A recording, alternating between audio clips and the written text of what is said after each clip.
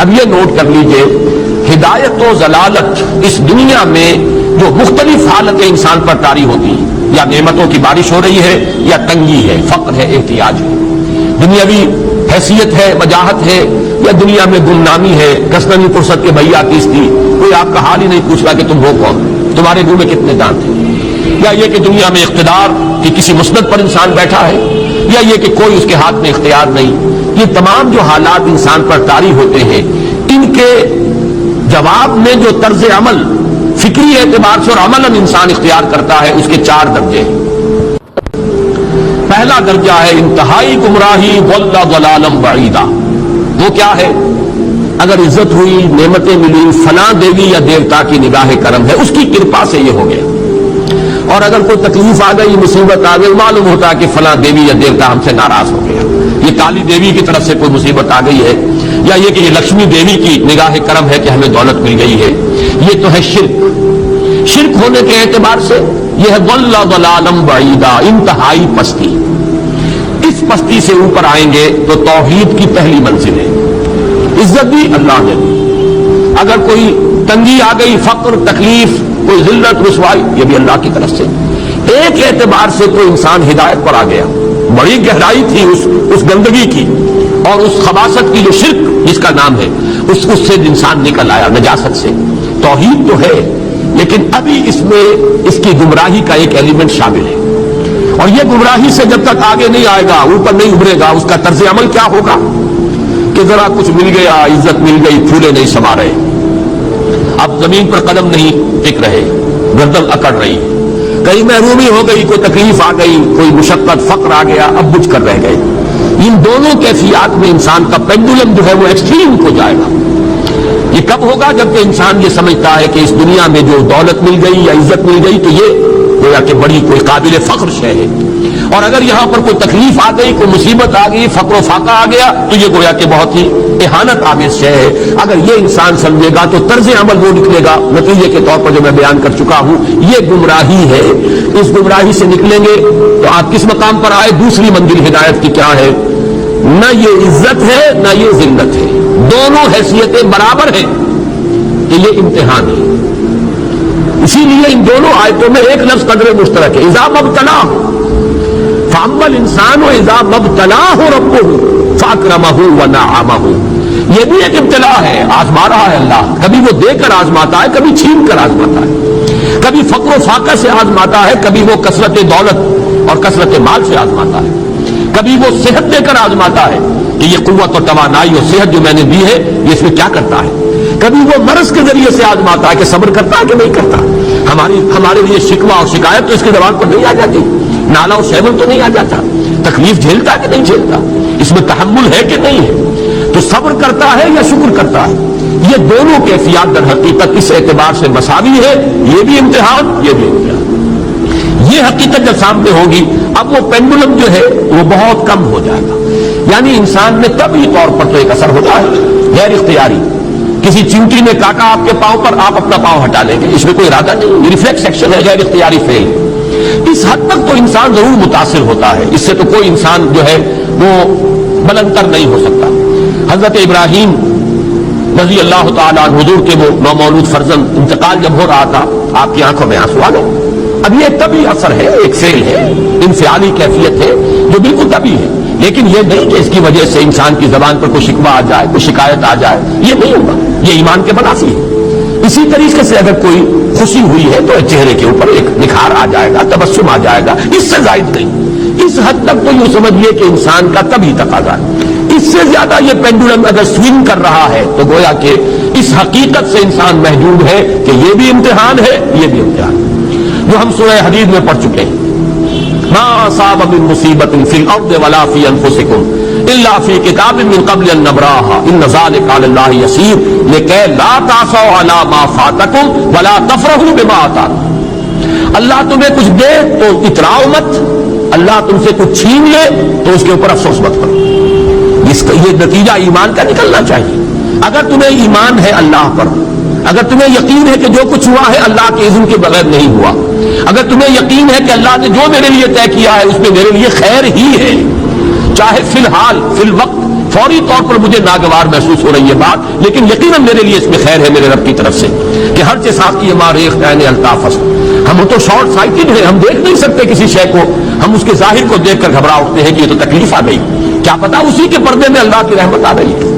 میں نے وہ رئیس امروہی کے اشعار آپ کو کئی دفعہ سنائے ہیں، وہ وقت آیا کہ ہم کو قدرت ہماری سعی و عمل کا پھل دے، بتا رہی ہے یہ ظلمت شب کہ صبح نزدیک آ رہی ہے، ابھی ہے کچھ امتحان باقی، فلاکتوں کے نشان باقی، قدم نہ پیچھے ہٹے کہ قسمت ابھی ہمیں آزما رہی ہے۔ رئیس اہل نظر سے کہہ دو کہ آزمائش سے جی نہ ہارے، جسے سمجھتے ہو آزمائش وہی تو بگڑی بنا رہی ہے۔ اسی آزمائش سے تو بگڑی بنے گی، اسی سے تو تمہارا خیر جو ہے اجاگر ہوگا، سامنے آئے گا، پتہ چلے گا who's who, what is what۔ ابو بکر میں کتنا یقین اور ایمان تھا، یہ کیسے معلوم ہوگا؟ کیسے معلوم ہوگا کہ بلال میں کتنا سہار، کتنا تحمل تھا، کتنا صبر تھا، اگر وہ مصیبت ان پر نہ آتی کہ جو امیہ ابن خلف کے ہاتھوں ان پر قیامت ٹوٹ رہی تھی۔ تو یہ ساری چیزیں جو ہے ما اصاب من مصیبت فی الارض ولا فی انفسکم الا فی کتاب من قبل ان نبرأ ان ذلک علی اللہ یسیر لکی لا تأسوا علی ما فاتکم ولا تفرحوا بما آتاکم واللہ لا یحب کل مختال فخور۔ اگر اس حقیقت سے محجوب ہو جاؤ گے تو پھر اختیال اور فخر اور گھمنڈ پیدا ہو جائے گا تمہارے اندر، یا دوسری طرف مایوسی، تمہاری ہمت ٹوٹ کر رہ جائے گی، خودکشی کرنے کو انسان آمادہ ہو جاتا ہے، ذرا کوئی ناکامی دنیا میں آ گئی، کوئی تکلیف آ گئی۔ یہ ہے در حقیقت تیسری منزل، ہدایت کی دوسری سیڑھی۔ پہلا کیا تھا؟ لحاظ ضل ضلالا بعیدا، کوئی خیر مل گیا تو کسی دیوی کی نگاہ کرم، کوئی تکلیف آ گئی تو کسی دیوتا کی ناراضگی، یہ تو ہے ضل ضلالا بعیدا۔ اس سے اوپر آئے، یہ پہلی سیڑھی ہدایت کی ہے۔ عزت ہے تو اللہ کی طرف سے، اور اگر کوئی ذلت ہے، تنگی ہے تو اللہ کی طرف سے، یہ ہدایت کا آغاز ہو گیا، یہ توحید کی بنیادی منزل ہے۔ اس سے اگلی منزل، یہاں کی ذلت ذلت نہیں، یہاں کی عزت عزت نہیں، ذالک یوم التغابن، ہار اور جیت کے فیصلے کا دن تو قیامت کا دن ہے، وہاں معلوم ہوگا جس کو اس وقت عزت ملی وہ عزت والا ہے، جو اس وقت ذلیل ہو گیا وہ ذلت والا ہے۔ یہ تو امتحان ہے، دار الامتحان ہے، خلق الموت والحیات لیبلوکم ایکم احسن عملا، یہ تو دار الامتحان ہے، امتحان ہونے کے ناطے دونوں برابر ہیں۔ اس سے اوپر ہے چوتھی منزل، ہدایت کی تیسری منزل، وہ کیا ہے؟ عام طور پر انسان یہ سمجھتا ہے کہ یہ جو آزمائش ہے تنگی کی اور فقر و فاقہ کی، یہ سخت تر آزمائش ہے، اور نعمتوں کی بارش ہو تو یہ آسان آزمائش ہے۔ یہ بھی ابھی گمراہی کا ایک پرت جو ہے اس کی باقی ہے۔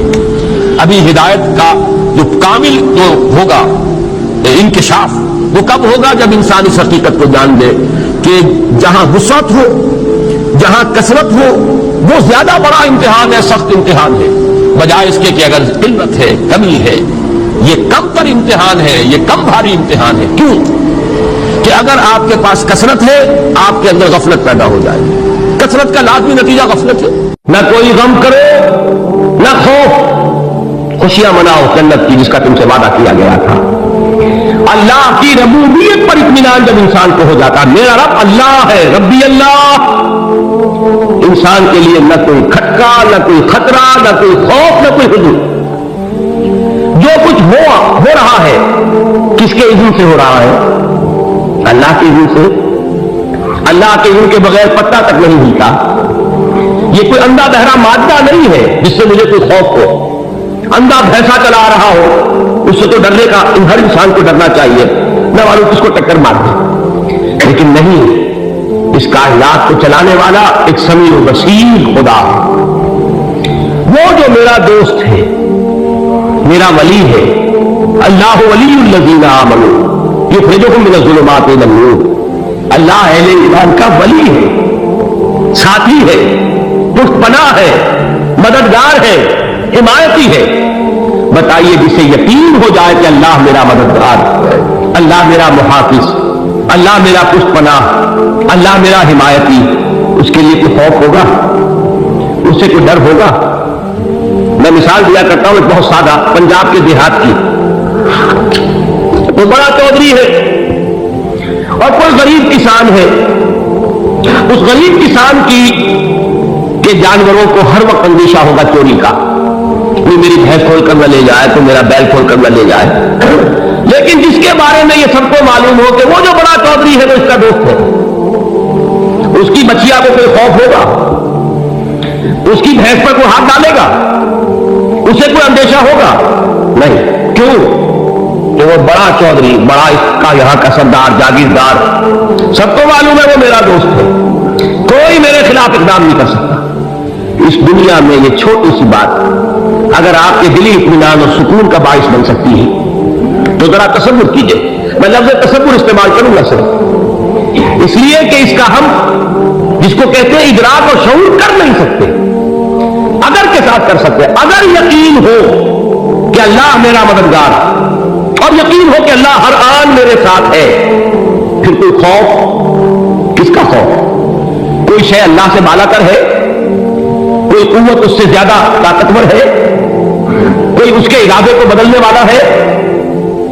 کوئی اس کی مشیت کے آڑے آنے والا ہے؟ یہی بات ہے جو حضور نے فرمائی۔ یہ ایمان کا حاصل ہے لب لباب کہ دیکھو اچھی طرح اس بات کو ذہن نشین کر لو، اگر تمام انسان مل کر تمہیں کوئی نقصان پہنچانا چاہے نہیں پہنچا سکتے مگر جو کچھ اللہ نے لکھ دیا ہو، اور تمام انسان مل کر تمہیں کوئی نفع پہنچانا چاہے نہیں پہنچا سکتے مگر وہ شاید اللہ نے طے کر دی۔ آپ پھر میں کہوں گا ذرا تعریف کیجیے، اسے فرض کیجیے، اسے سوچیے۔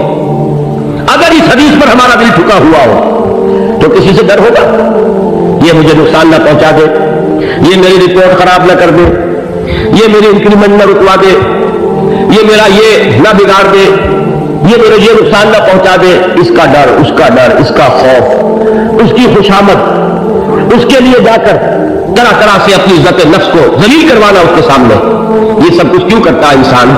جب سمجھتا ہے کہ اس کے ہاتھ میں میرا کوئی نفع ہے، اس کے ہاتھ میں میرے لیے کوئی ضرر ہے، یہ مجھے کوئی گزن پہنچا سکتا ہے، یہ مجھے کوئی نقصان پہنچا سکتا ہے، یہ میرا کوئی کام بنا سکتا ہے، یہ میری کوئی ضرورت پوری کر سکتا ہے، اسی کا نام شرک ہے۔ جہاں آپ نے یہ سمجھا کہ غیر اللہ کے اندر کوئی طاقت موجود ہے وہی شرک ہے۔ بتوں سے تجھ کو امید ہے، خدا سے ناامیدی، مجھے بتا تو صحیح اور کافری کیا ہے؟ شرک تو یہ ہے جس پر بھی تمہیں یہ خیال ہے، کلمہ ہے یہ کلمہ سوم لا حول ولا قوت الا باللہ، ذرا اس پر دل کو کبھی اگر آپ تصور کریں پھر فرض کریں دل ٹھک جائے، اس پر کوئی طاقت نہیں۔ یہی بات تھی جو شیخ عبد القادر جیلانی رحمۃ اللہ علیہ نے اپنی وصیت میں اپنے بچے سے کہی۔ 11ویں دینے والے ہیں لیکن حضرت شیخ عبد القادر جیلانی کی وصیت اور تعلیمات کو کتنے لوگ حضور جانتے ہو؟ یہ جن مقامات تک پہنچے ہیں وہ کس چیز کی بدولت پہنچے؟ انہوں نے جو پیغام دیا وہ کیا تھا؟ اے میرے بچے، جس طریقے سے قرآن مجید میں حضرت لقمان کی نصیحتیں جو ہے نقل کر دی گئی ہیں، میں یہ عرض کروں گا بالفرض اگر قرآن حضرت عبد القادر جیلانی کے بعد نازل ہوا ہوتا تو شیخ عبد القادر کی یہ نصیحتیں بھی قرآن میں درج ہوتی۔ اتنی اونچی نصیحتیں ہیں۔ اے میرے بچے اس حقیقت کو ذہن نشین کر لے، لا فاعل فی الحقیقت ولا مؤثر الا اللہ، اس کائنات میں نہ کوئی فاعل حقیقی ہے نہ مؤثر حقیقی ہے سوائے اللہ۔ کسی شے میں کوئی تاثیر نہیں اگر اللہ نہ چاہے، آگ جلا نہیں سکتی اگر اللہ نہ چاہے، پانی ڈبو نہیں سکتا اگر اللہ نہ چاہے، زہر ہلاک نہیں کر سکتا اگر اللہ نہ چاہے، کوئی کس فائدہ نہیں پہنچا سکتی اگر اللہ نہ چاہے۔ تو در در پہ کیوں سر جھکاتے ہو؟ در در پر کیوں جبوسائی کرتے ہو؟ سب کے سامنے کیوں ہاتھ پھیلاتے ہو؟ ایک اللہ سے مانگو، ایک اللہ کے سامنے زمین سر پر زمین پر اپنی زمین رکھو۔ لا فاعل فی الحقیقت ولا مؤثر الا اللہ۔ نظر آتا ہے ہمیں کہ پانی پیاس بجھا دیتا ہے، پیاس بجھانے کی صلاحیت پانی میں نہیں ہے، اللہ کے اذن سے۔ کھانا بھوک مٹا دیتا ہے، بھوک مٹانے کی صلاحیت کھانے میں نہیں ہے، اذن رب میں۔ دیکھیے یہی یقین تھا حضرت موسیٰ علیہ السلام کا واقعہ یاد کیجیے۔ سامنے سمندر آ گیا، قوم دیکھتی ہے پیچھے کہ گرد و غبار کا طوفان، معلوم ہوا کہ فرعون اپنے لشکر سمیت آ گیا۔ لشکر جب چلتا تھا تیز رفتاری کے ساتھ تو گرد و غبار کا جو طوفان اٹھتا تھا اس کا تصور کیجیے، اور لمحہ بلمحہ وہ قریب آ رہا ہے۔ پوری قوم نے کیا کہا؟ اے موسیٰ انا لمدرکون، اے موسیٰ ہم کو پکڑے گئے۔ قرآن مجید میں تو یہاں وہ باتیں نہیں لکھی ہیں، لیکن تورات میں یہ درج ہے کہ بنی اسرائیل جھگڑنے لگے، دست و گریبان ہو گئے موسیٰ کے ساتھ۔ موسیٰ نے یہاں فرمایا لا کر، اس سے تو ہم نہیں دے سکتے، وہاں کھانے کو ملتا تھا، زندگی تو تھی، بیگار ہم کر رہے تھے، موت تو نہیں تھی، اب جو کچھ ہوگا اس کا تصور کرو، جس طریقے سے ہمارے فتنے اڑائے جائیں گے۔ تو ڈر رہے ہیں حضرت موسیٰ علیہ السلام سے۔ یہ تورات کی تفسیر ہے، قرآن میں صرف اتنا آیا ہے، پریشان ہو کر انہوں نے کہا اِنَّا لَمُدْرَكُونَ، موسیٰ ہم کو پکڑے گئے۔ اس وقت موسیٰ کا جواب کیا ہے؟ کَلَّا إِنَّ مَعِیَ رَبِّی سَیَہْدِینِ، نہیں، میرے ساتھ میرا رب ہے، وہ راستہ دے گا۔ بتائیے کہاں راستہ نظر آ رہا ہے؟ یہ ہے ایمان بالغیب۔ راستہ نظر نہ آئے تب اللہ پر یقین ایمان ہے، جیب میں پیسے ہو تب بھی کوئی اطمینان ہے، تو ایمان کس پر ہوا؟ پیسے پر، اللہ پر نہیں۔ جب وسائل و ذرائع نہ ہو اور پھر یقین ہو کہ اللہ مسبب الاسباب ہے، وہ اسباب کا پابند نہیں ہے، وہ اسباب کا محتاج نہیں ہے، اسباب اس کے محتاج ہے۔ اگر یہ یقین ہے تو اللہ پر ایمان ہے، یہ نہیں ہے تو تمہارا ایمان اسباب پر ہے، وسائل پر ہے، ذرائع پر ہے، مادیات پر ہے، اللہ پر نہیں۔ اس وقت کہاں راستہ تھا؟ وہ راستہ تھا سمندر ہے اور ادھر سے لشکر آ گیا ہے۔ کلا ان معی ربی سیہدین۔ اب دیکھیے ایمان کہہ دینا آسان ہے، ہوا معکم اینما کنتم، جہاں کہیں بھی تم ہوتے ہو اللہ تمہارے ساتھ ہوتا ہے، لیکن اس کا یقین قائم ہو جائے تو زمین و آسمان کا فرق واقع ہو جائے۔ یہی بات ہوئی حضور کے ساتھ، غار ہے، چھپے ہوئے ہیں محمد رسول اللہ اور آپ کے وہ یار غار ابو بکر صدیق رضی اللہ تعالی عنہ۔ اقبال نے حضرت ابو بکر کی شان میں چند اشعار کہے صرف، لیکن واقعہ یہ ہے کہ بھاری بھاری نظموں پر اور قصیدوں پر بھاری، طویل ترین نظمیں اور قصیدے ہیں ان پر بھاری۔ ہمتیں ابو بکر کی ہمت جو ہے، کشت ملت رات جو اب جیسے بارش سے کھیتی اپجتی ہے، ابو بکر کی ہمت اور عظیمت اس امت کو اسی طرح سینچنے والی ہے۔ ثانیے اسلام و غار و بدر و قبر، وہ دوسرے تھے اسلام میں، دوسرے پہلے کون تھے؟ انا اول المؤمنین، حضور کو بات ہے، سب سے پہلا ایمان لانے والا ہے، دوسرے ابو بکر۔ ویسے ہمارے ہاں یہ چلتا ہے اختلاف، حضرت علی پہلے ہے کہ حضرت ابو بکر پہلے ہے، لیکن اس میں بڑی خوبصورت تطبیق قائم کی ہے علماء نے، بہت صحیح ہے۔ چار کے بارے میں فیصلہ ہی مت کرو کہ کون پہلے، ان کی ایک عجیب تقسیم کر دی ہے۔ آزاد مردوں میں، بالغ مردوں میں سب سے پہلے ابو بکر، بچوں میں سب سے پہلے علی، خواتین میں سب سے پہلے خدیجہ، اور غلاموں میں سب سے پہلے زید بن حارثہ۔ بڑی پیاری تقسیم ہے، یہ چاروں ہی پہلے ہیں، ہر ایک کے لیے ولیت ہے۔ اور واقعہ یہ ہے کہ اگر زمانی اعتبار سے تعین ہوگا تو پہلے خدیجہ کبریٰ آئیں گی رضی اللہ تعالیٰ عنہ۔ کسی اور سے بات کرنے کی نوبت بعد میں آ سکتی ہے، پہلے تو اہلیہ محترمہ سے بات ہوئی، آتے ہی پہلی وحی ہوئی ہے، ابھی تبلیغ کا حکم نہیں تھا، کس کو بتایا واقعہ؟ ابھی اپنی نبوت کی تبلیغ کا تو حکم ہی نہیں آیا، واقعہ کس کا ہے؟ وہ خدیجہ کا ہے۔ جب کہا ہے کہ خشیت علی نفسی، مجھے اپنی جان کا اندیشہ ہے، تو کیا جواب دیا خدیجہ نے رضی اللہ تعالی عنہا؟ وہ صدیقۃ الکبریٰ ہے، صدیقات جو ہے خواتین ان میں چوٹی پر خدیجہ الکبریٰ ہے رضی اللہ تعالی عنہ، اور صدیق جو مرد ہے ان میں صدیق اکبر ہے ابو بکر صدیق رضی اللہ تعالی عنہ، لیکن صدیقات میں چوٹی۔ جب حضور نے فرمایا خشیت علی نفسی، کیا فرمایا، کیا عرض کیا، کیسے تسلی دی؟ نہیں، اللہ آپ کو ضائع نہیں کرے گا، آپ غریبوں کے ہمدرد ہیں، آپ مساکین کے تکالیف رفع کرنے والے ہیں، آپ بیواؤں کی سرپرستی کرتے ہیں، آپ مسافروں کی خدمت کرتے ہیں، اللہ آپ کو ضائع نہیں کرے گا۔ یہ یقین ہے اس خاتون کے اندر۔ خیر وہ ایک علیحدہ بات ہو جائے گی، میرے دل پر حضرت خدیجہ رضی اللہ تعالیٰ عنہ کی شخصیت کا بڑا گہرا نقش، جو وہ کوئی اور ہی وقت اور موقع ہوا تو بیان ہوگا۔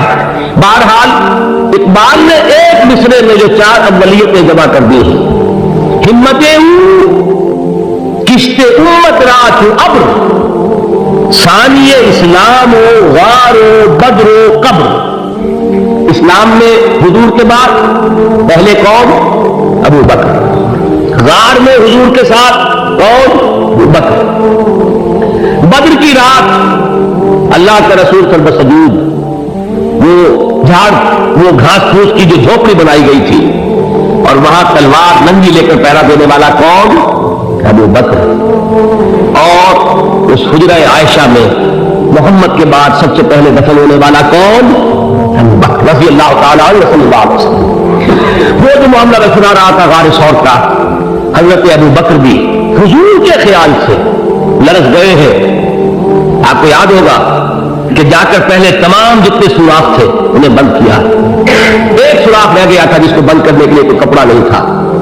وہاں اپنی ایڑی رکھی ہے، تب کہا ہے حضور سے تشریف لائیے، اور اپنے زانو پر حضور کو مٹایا ہے. اور وہاں کسی موجی جانور نے کاٹا ہے، حضور کی آنکھ لگ گئی تھی. اس وقت اس بل کے اندر جو بھی بچھو ہے کیا ہے واللہ عالم، اس نے کاٹا ہے. اس کی تکلیف کی وجہ سے ابو بکر کی آنکھوں سے آنسو ٹپک گئے.